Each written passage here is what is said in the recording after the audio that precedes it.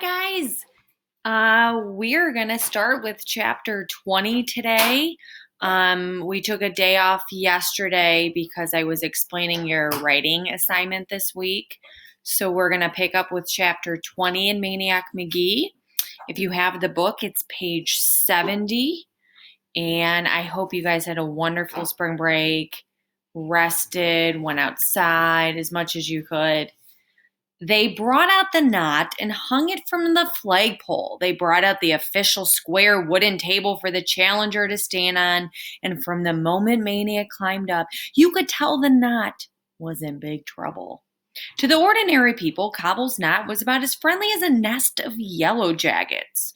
So that means it wasn't very friendly. That's a wonderful simile indicating it is a horrible knot, very messy. Besides the tangle itself, there was the weathering of that first year when the knot hung outside and became hard as a rock. You could barely make out the individual strands. It was grimy, moldy, crusted over. Here and there a loop stuck out, maybe big enough to stick your pinky finger through. Pitiful testimony to the challengers who had tried and failed. And there stood Maniac, turning the knot, checking it out. Some say there was a faint grin on his face, kind of playful, as though the knot wasn't his enemy at all, but an old pal just playing an old trick on him. That is an idiom, playing an old trick on him. Others say his mouth was more grim than grin, that his eyes lit up like flashbulbs because he knew he was finally facing a knot that would stand up and fight. A worthy opponent. He lifted it in his hands to feel the weight of it. He touched it here and touched it there, gently, daintily. He scraped a patch of crust off with his fingernail. He laid his fingertips on it as though feeling for a pulse. Only a few people were watching at first, and half of them were Hex Angels, a roving tricycle gang of 4- and 5-year-olds. Most of them had had sneaker lace or yo-yo knots untied by Maniac, and they expected they would only take a couple of seconds longer. When the seconds became minutes, they started to get antsy. Before 10 minutes had passed, they were zooming off in search of somebody to terrorize. The rest of the spectators watched Maniac poke and tug and pick at the knot.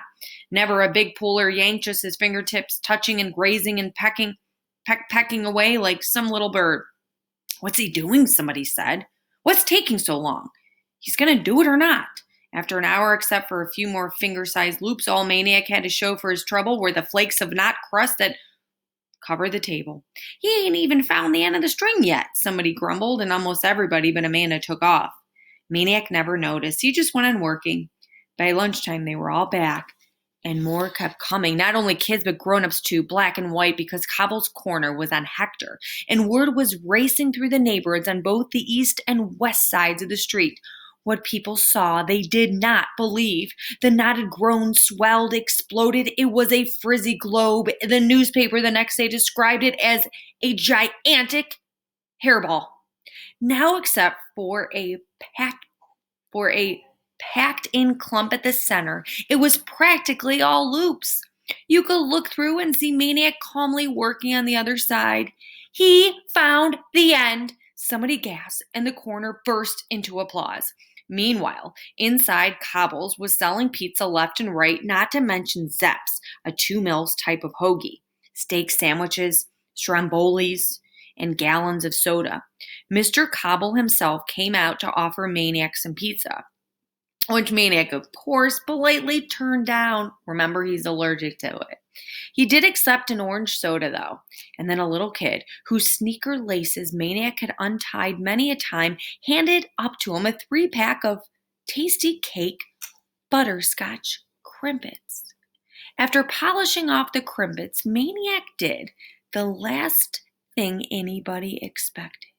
He lay down and took a nap right there on the table, the knot hanging above him like a small, hairy planet, the mob buzzing all around him. Maniac knew what the rest of them didn't. The hardest part was yet to come. He had to find the right routes to untangle the mess, or it would just close up again like a rock and probably stay that way forever. He would need the touch of a surgeon. the alertness of an owl, the cunning of three foxes, and the foresight of a grand master in chess. To accomplish that, he needed to clear his head, to flush away all distraction, especially the memory of the butterscotch crimpets, which had already hooked him. In exactly 15 minutes, he woke up and started back in. Like some fairy tale tailor, he threaded the end through the maze, dipping and doodling through openings the way he squiggled a football through a defense. As the long August afternoon boiled along, the exploded knot hairball would cave in here, cave in there. It got lumpy, out of shape, saggy. The Times photographer made starbursts with his camera. The people munched on Cobble's pizza and spilled across Hector from sidewalk to sidewalk and said, "Ow!" and "Ah!" And then around dinner time, a huge roar went up, a volcano of cheers. That is a wonderful metaphor. Volcano of cheers. Cobble's knot was dead, undone, gone. It was nothing but string. Maniac did it. I'm guessing many of us thought he was going to do it because there's just something about this kid that's just phenomenal. That going into this, I know I was like, he's gonna do it. Yes, I've read this book before, but every time it just gets you so excited in this chapter. The author, Jerry Spinelli, does such a wonderful job making me feel as though I'm there with all his figurative language of idioms, similes, and metaphors. Just great detail, anticipating till the very end that Maniac did it. And what I admire is Maniac doesn't even know, but he united the black and the whites together. He doesn't mean to do that, but everyone's talking about this kid to accomplish something that nobody does. And he's not doing it for pizza because he can't eat it. He's just doing it because he has such determination and always, just wants to push himself, even though his background was not the best. So think about that during hard times, and we complain about how hard things can be, but their Maniac is just doing it, and no one's pushing him but himself. So this chapter gets me every time because of the wonderful description and because I really learn a lot about Maniac this chapter. He just doesn't give up, has this determination inside.